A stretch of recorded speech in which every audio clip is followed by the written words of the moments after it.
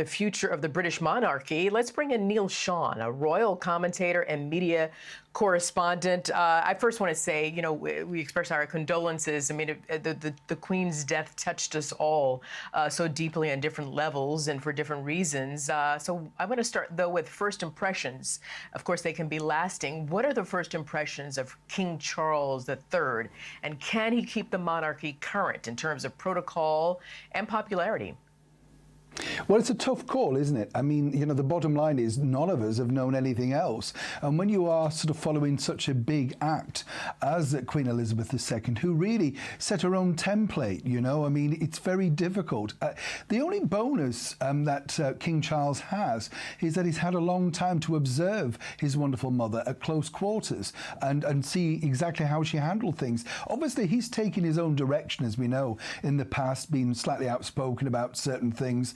You know, political stances, the climate change, of course, which he's very passionate about, architecture. You know, we didn't know anything like that about Her Majesty the Queen. So for him, we do know far more. But also, we live in the 21st century, a digital age. And as you saw this morning, it's pretty phenomenal, isn't it, to see the workings, the inner workings of the accession and how that came together and the beautiful, rich tapestry of British history. I thought, for me, that was great. I think he's got off to a very good start. There's a great warm feeling for him. There's something trending I've got to point out over here on social media against the new Prince of Wales, His Royal Highness Prince William. You know, not my prince. You know, apparently people in Wales now don't want a non-Welsh prince. But there's always some battle, isn't there? It's always something, right?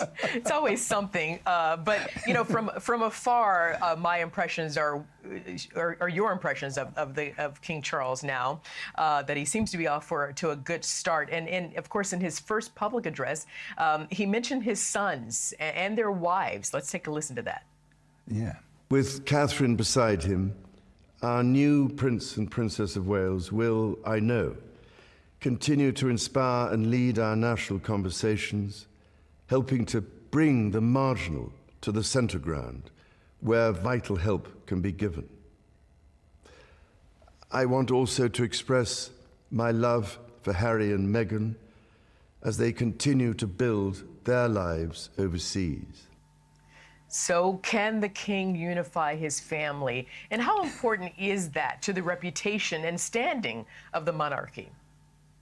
Well, it's a great question. I mean, the bigger problem is it's not whether King Charles can unify and unite the family. It's whether the former cable TV actress can put a zip on it, to be honest, because, you know, it's those bombshells that she's dropped all along the way, right, as you rightly said, from the Oprah Winfrey interview, the, you know, illusion of her first marriage. The fact that she called the marriage a spectacle was very damaging, you know, over here, because we loved it. We welcomed her. And then to have that thrown back didn't work out well.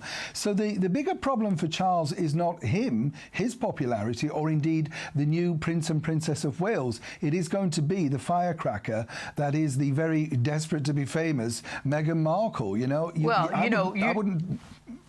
I wouldn't trust her, truthfully. Well, that would be you my also thing. know that, look, there are multiple sides to every story. And of course, you know that Princess Meghan also said to Oprah that she did not feel welcome. Listen, we can't go inside, so we're going to move on. But you're definitely someone who's an expert in this because you watch it closely, more closely than we do, of course. But I want to go here for just a quick second because Queen Elizabeth, you know, the second reigned over 54 Commonwealth nations, 15 Commonwealth realms or independent states, including the UK, Canada, Australia, New Zealand. I mean, the world has changed in 7 decades. You know, Jamaica's prime minister and other nations already intending to divorce the Commonwealth. How strong is the British monarchy with a shrunken Commonwealth? Well, it's incredibly strong. I mean, you know, I don't know about you, but as you rightly just said, you know, 7 decades, things change. People want their own independence, change their direction of their lives, their own countries. You know, some can survive and some can't, you know. That's the nature of life, isn't it, you know?